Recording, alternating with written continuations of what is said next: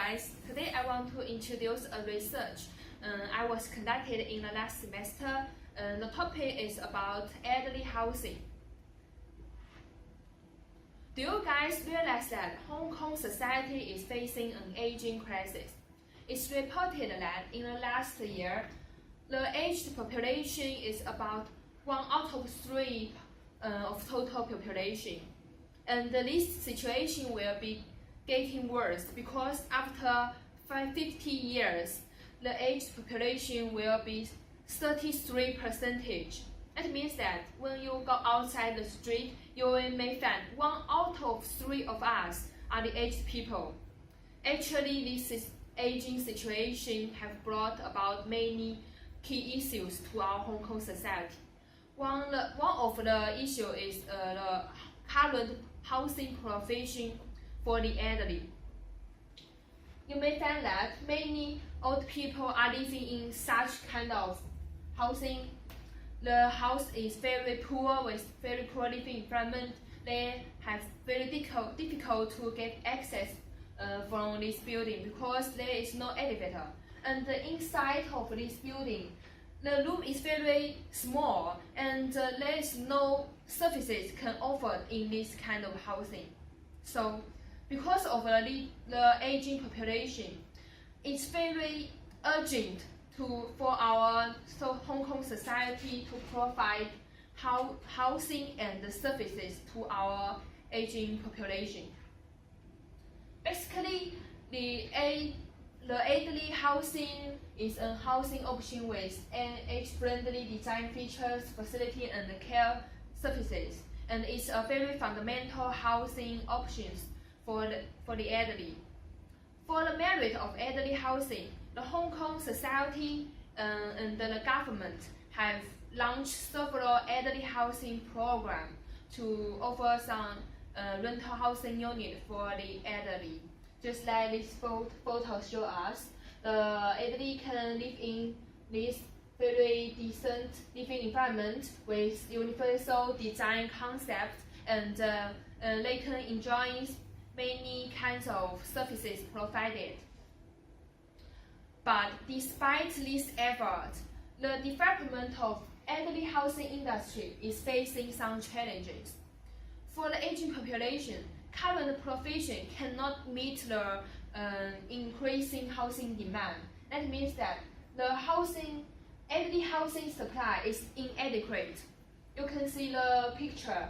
The elderly, if they want to apply for this housing, they may have to wait over 3 or 5 years.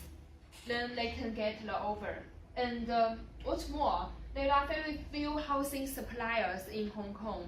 Only 2, you can see that, Housing Authority and the Housing Society.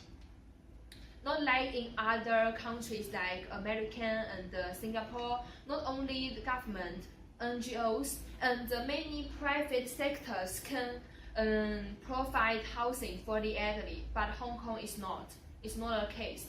So the third one is limited elderly housing option can provide it because there are many different aging groups, different age group, and they have different incomes. So, but the housing options available in the market is very limited. Question can be reasoned that what factors are the main reasons to impede the development of elderly housing industry in Hong Kong? To answer these questions, I have conducted a comprehensive literature review and found that although previous research on elderly housing field have covered a lot of topics, but there is very little study just specifically relating to barrier identification. In addition, existing reports from the government and the industry just mention some barriers without any theoretical evidence, scientific evidence. So that will lead to lack of a strong theoretical framework and inadequate research design, which means that the barriers identified in previous study are are unsatisfactory. So, in this paper, I want to identify the critical barriers to elderly housing development in Hong Kong by a well-designed methodology. It's called PEST-AHP analysis. This research is very significant for the following readers: decision makers, policy makers, and multi-stakeholders who are involved in elderly housing industry.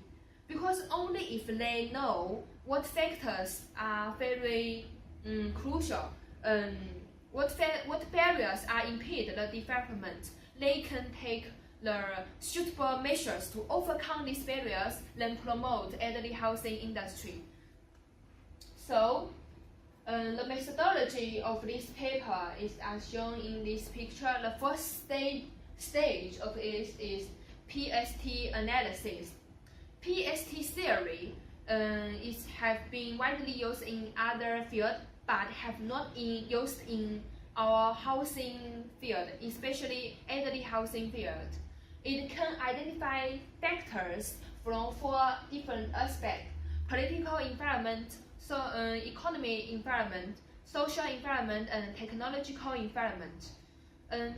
After analysis of these barriers, we can get barriers from theoretical aspect. But if you want to make this framework of barriers more context-specific to the Hong Kong case, we need to conduct expert interview to help us to revise and add new barriers.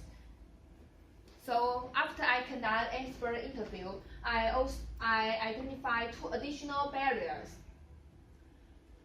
The next second stage is AHP analysis. AHP method is a decision-making tool which is very powerful in weighting and prioritizing the factors by their relative importance. Only if you conduct several steps, it can make the qualitative professional judgment into quantitative outcomes.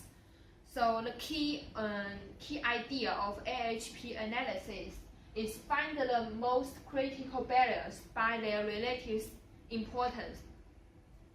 After I conduct AHP analysis, I can get 2 major research outcomes.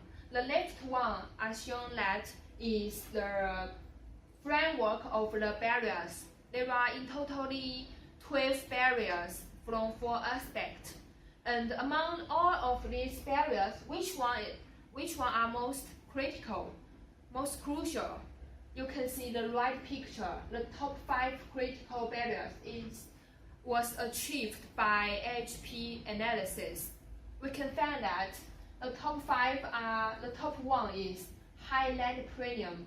Second is affordability of senior citizen. The third one, fourth one, fifth one is shown that I will not introduce in detail.